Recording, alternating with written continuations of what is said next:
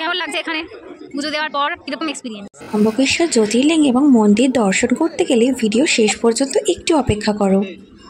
যত সামনে এগোবো রাস্তা যত ভয়ঙ্কর হয়েছে, প্রকৃতি ততই সুন্দর হয়ে গেছে।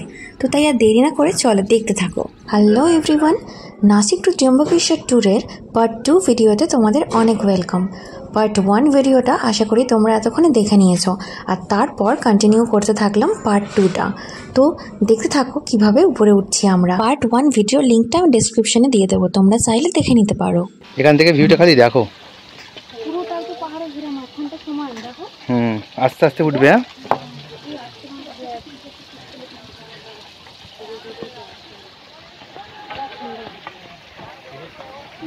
শুধু উঁচু আর উঁচু।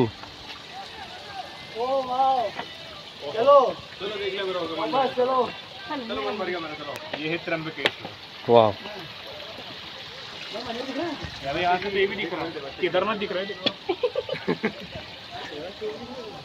খুবই সুন্দর, এত সুন্দর ভিউ। এখান থেকে যতই উপরে ওঠা হবে ততই বাঁদরের উৎপাত শুরু। তবে বাঁদরগুলো কিন্তু ভীষণ কিউট ছিল, কিন্তু দুঃখের বিষয় সেই বাঁদরগুলোকে তোমাদের দেখাতে পারবো না, কারণ ফোন হাতে থাকলে তো বাঁদর কেড়ে নিয়ে নেবে। ওরা শুধু একটু খাবারের আশায় সবার সাথে এরকম বিহেভ করে। তাই সবার কাছে যেরকম যেরকম খাবারের প্যাকেট থাকে, তারা সবাই ওই বাঁদরগুলোকে খাবারের প্যাকেটগুলো দিয়ে তারপরেই উপরে ওঠে। দেখো রুচি, আসবে না বলছিলে, চক্ষু সার্থক করো।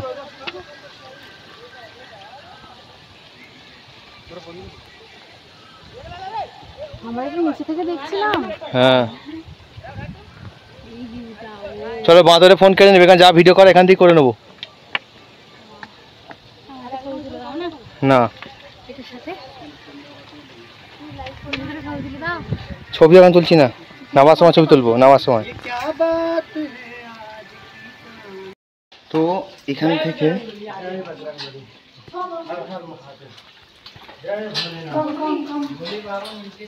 তো এখানে 70 রাস্তা।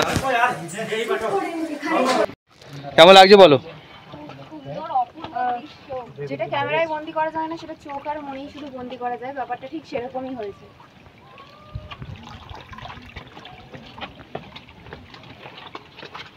চলো এগোই, এসো।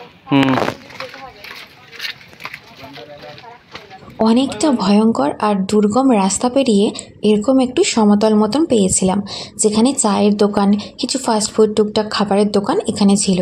সবাই ওই দুর্গম পথটা দিয়ে হেঁটে উপরে আসার পর এখানে একটু রেস্ট করছিল, জল খাওয়া, কফি খাওয়া, যে যার মতন একটু রেস্ট করে নিচ্ছিল এখানে। কারণ এরপর এখনও প্রায় 30% আমাদের ওই উপরে উঠতে হবে। তো সেখানে আমরা কিছুক্ষণ রেস্ট করে নিয়ে দেখো আবার উঠতে শুরু করলাম সেই একদম চূড়াতে যাওয়ার উদ্দেশ্যে। নিচে থেকে পাহাড়ের উপরে ওঠার সময় যতটা দুর্গম ভঙ্গুর রাস্তা আমাদেরকে ভেঙে ভেঙে উপরে উঠতে হয়, ঠিক তার উল্টোটা হয় যখন আমরা চূড়ার কাছাকাছি চলে আসি। তখন কিন্তু উপরটা অনেকটা সমতল হয়ে যায়।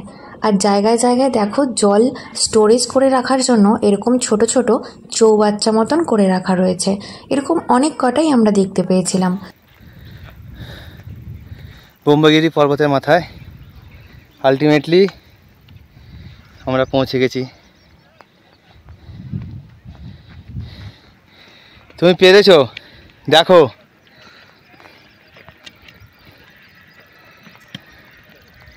কেমন লাগছে। এদিকেও আছে। হ্যাঁ, देखो ये मिस कर रहे थे तुम लोग, ये देखो अविनाश, ये देखो।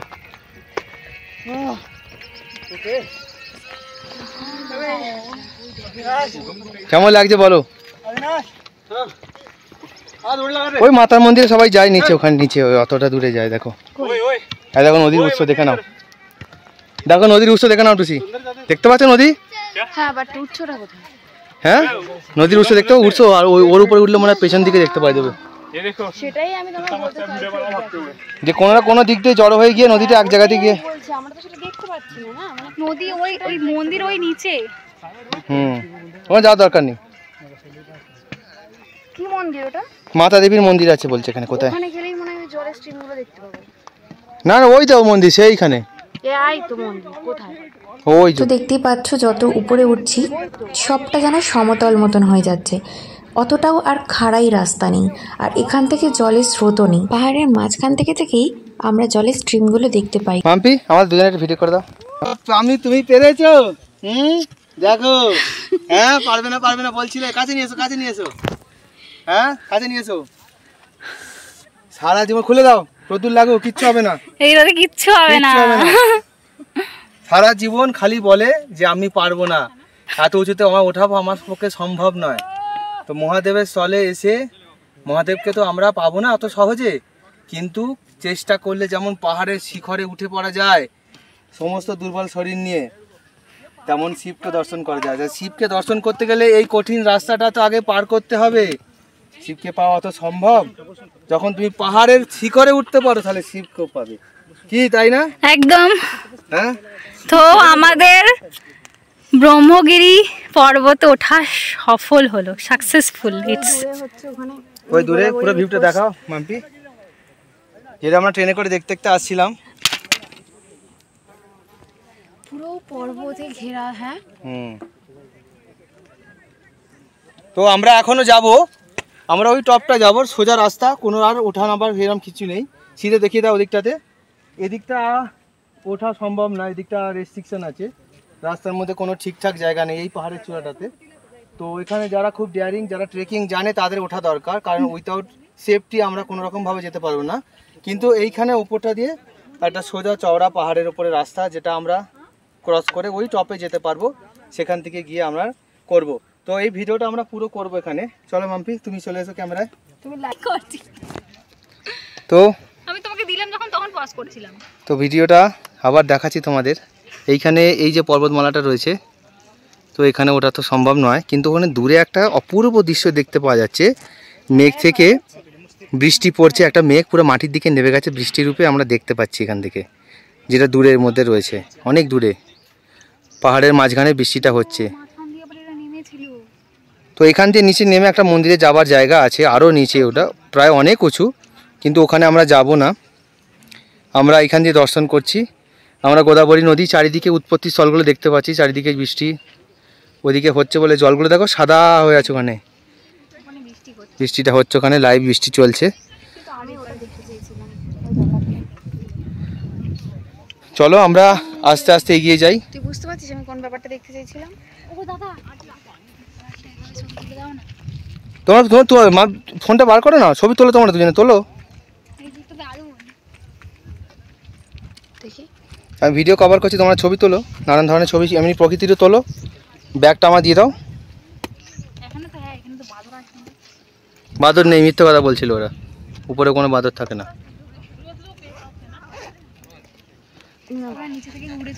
তোমরা নানা রকম নেচারের ছবি তুলে নাও, নিজেদের ছবি তুলে নাও, আমি আস্তে আস্তে এগোচ্ছি, তোমরা এসো। হ্যাঁ, যদি বলো শশা খাবে, শশা খাওয়াবে, খাবে শশা? শশা খাবে? চলো, শরীরের মধ্যে জল দরকার, ডিহাইড্রেশন হয়ে যাবে নালে। তো ওইটা, এই দৃশ্যটা অপূর্ব।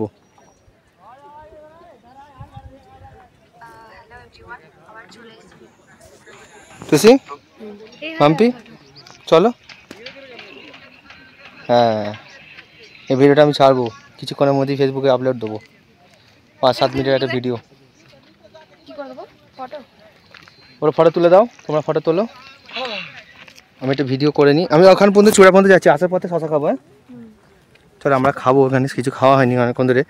শশাওয়ালা এখানে বসে আছে, এসে একটু দাম নেবে, কিন্তু কিছু তো খেতেও হবে। তো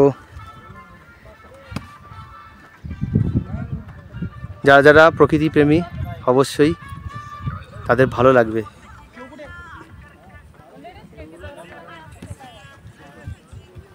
ব্রহ্মগিরি পর্বতের এই ভিউ,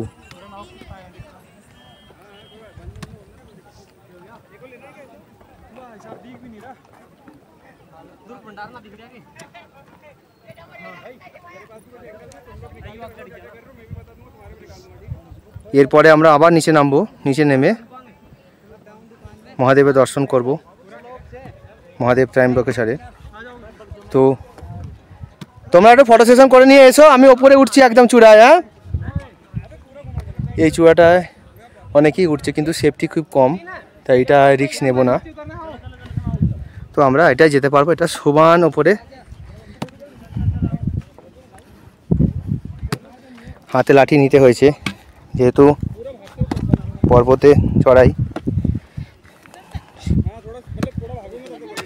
আমাদের ফ্রেন্ড লিস্টের মধ্যে যারা যারা নেচার লাভার আছো, সত্যি আমি এটুকু বলতে পারি যে এই ভিডিওটা তাদের ভীষণই ভালো লাগবে। আর স্পেশালি যারা পাহাড় পর্বত এই ধরনের ভিউ গ্রিনারি দেখতে ভালোবাসো, তারা নিঃসন্দেহে এই মহারাষ্ট্রের নাসিকে এসে ত্র্যম্বকেশ্বর ভ্রমণ করে যেতে পারো। যেভাবে খাড়াই রাস্তা দিয়ে আমাদের উপরে উঠতে হয়েছিল, সেই একইভাবে আমাদের আবারও নিচে নামতে হতো। দেখতেই পাচ্ছ কিভাবে জল আসছে পাথরের মাঝখান দিয়ে দিয়ে, আর সবাই এই রেলিংগুলো ধরে ধরে খুবই সাবধানে পা ফেলে ফেলে যাচ্ছি, কারণ এতটাই স্লিপারি হয়েছিল। একবার পা স্লিপ কাটলে কোথায় যে গিয়ে নিচে পড়বো তার কোনো ঠিক ঠিকানা নেই। তাই খুবই আস্তে আস্তে আমরা নিচের দিকে এগোতে থাকলাম, কারণ এরপর আমাদের নেক্সট গন্তব্য হতে চলেছে ত্র্যম্বকেশ্বর মন্দির। মন্দিরের সামনে একেবারে আমরা চলে এসেছি। তোমরা যেমনটা দেখতেই পাচ্ছ, আমরা পাহাড়ে ওঠার সময় যখন এই মন্দিরের সামনে দিয়ে গিয়েছিলাম তখন তোমাদের ভিডিও করে দেখিয়েছিলাম যে পাহাড় থেকে ফেরার পথে আমরা এই মন্দিরে আসবো পুজো দেওয়ার জন্য। ঠিক সেই মতোই আমরা চলে এসেছি। আর দেখো, মন্দিরে ঢোকার আগে আমরা মাথাতে এরকম শিব ঠাকুরের মতন ওম দেওয়া এগুলো এঁকে নিচ্ছিলাম। খুবই ভালো লাগে এগুলো, আর আমি তো এগুলো ফার্স্ট টাইম করলাম। আমার খুবই ইচ্ছা ছিল কোনো মহাদেবের মন্দিরে এরপর পুজো দিতে গেলে মাথায় এরকম তিলক আঁকবো। যাই হোক, এখানে কত ফুলের মার্কেট দেখতেই পাচ্ছ। এটা মন্দিরের পিছনের রাস্তাটা, এখান দিয়েই সবাই ফুলের ডালি কিনে মন্দিরের ভেতরে ঢোকে পুজো দেওয়ার জন্য। তো আমরাও এখান থেকে একটা ডালি কিনে নিয়েছিলাম। 100 টাকার মতো দাম বলেছিল, দামাদামি করে 80 টাকার মধ্যে হয়ে গিয়েছিল। তো এখান থেকে আমরা ডালি কিনে একদম মন্দিরের গেটের ভেতরে প্রবেশ করব।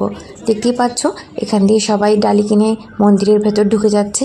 আর এখন ছিল সন্ধ্যাবেলা, ওই 6টা সাড়ে 6টার মতন, আর সন্ধ্যা আরতির সময়, তাই প্রচণ্ড ভিড় হয়েছিল। আমরা তাই দেখছিলাম এত ভিড় হয়েছে, আমরা কতক্ষণে ঠাকুরের কাছে পৌঁছাতে পারবো। তো যাই হোক, দেরি না করে আমরা আস্তে আস্তে একদম সামনের দিকে এগিয়ে যেতে থাকলাম। আর একটা আশ্চর্য জিনিস, যেটা মন্দিরে আমি যত ঢুকছিলাম আমার চোখ দিয়ে যেন জল আপনা আপনিই বেরিয়ে আসছিল। মহাদেবের জ্যোতির্লিঙ্গ দর্শন, এটা তো আর চারটিখানি কথা নয়। আমাদের ভারতবর্ষের মধ্যে যে 12টা জ্যোতির্লিঙ্গ রয়েছে তার মধ্যে ত্র্যম্বকেশ্বর একটা। আর নিজেকে আমি খুবই লাকি বলে মনে করি যে মহাদেবের অন্তত এখনও পর্যন্ত 2টো জ্যোতির্লিঙ্গ দর্শন আমি করতে পেরেছি। আশা আছে আরও বাকি 10টা জ্যোতির্লিঙ্গ, যদি ভগবান চায় মাথার উপরে তিনি থাকেন, তাহলে বাকি 10টা জ্যোতির্লিঙ্গ আমি দর্শন করে ফেলব। সবাই মিলে বলো হর হর মহাদেব।